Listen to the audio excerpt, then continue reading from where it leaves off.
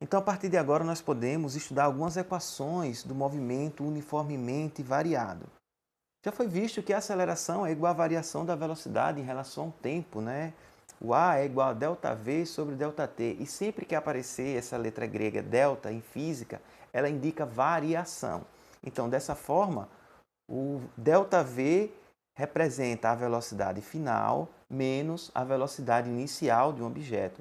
Da mesma forma, o ΔT representa o tempo final menos o tempo inicial. Dessa forma, nós estudando, né, as equações de um movimento retilíneo uniformemente variado, nós podemos fazer a seguinte análise. Como o A é igual a ΔV sobre ΔT, nós podemos naturalmente representar a aceleração como, por exemplo, velocidade final menos velocidade inicial. E esse intervalo de tempo, ΔT, que é o tempo final menos tempo inicial, eu posso representar apenas por um intervalo qualquer, t. Se eu fizer meios pelos extremos nessa equação, eu terei o seguinte, né? Terei que V menos V0 é igual a t, tá bom? Esse t passa multiplicando. Eu posso pegar esse V0 e mudar de membro, né? Então, eu tenho V que vai ser igual a V0, quando ele muda de membro, ele muda de sinal, mais AT. Então, essa primeira equação que eu apresento para vocês, a equação que nós chamamos de Voigt, é o que chamamos de função horária da velocidade. A função horária da velocidade ela é representada por Voigt, V igual a V0 mais AT. E detalhe, pessoal, essas quantidades, todas elas já são conhecidas, tá bom? O V, para a gente, representa a velocidade final, nós já conhecemos, tá bom? O V0 representa a velocidade inicial, o A representa a aceleração e o T representa exatamente o intervalo de tempo, aqui eu coloquei apenas tempo. Quando está estudando essa equação, é interessante que nós possamos fazer uma análise dos tipos de movimento. Veja só, se eu tiver, por exemplo, nesse tipo de estudo, por exemplo, uma condição em que a aceleração e a velocidade têm o mesmo sinal, eu representei aqui por A mais ou A menos, nós dizemos que esse tipo de movimento ele é um movimento acelerado, tá bom?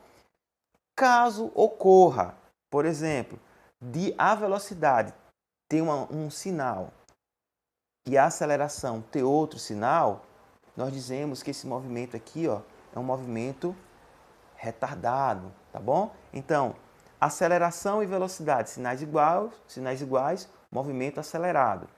Aceleração e velocidade, sinais diferentes, movimento retardado. Eu posso citar um exemplo claro disso aqui, um exemplo até tranquilo e simples de entender.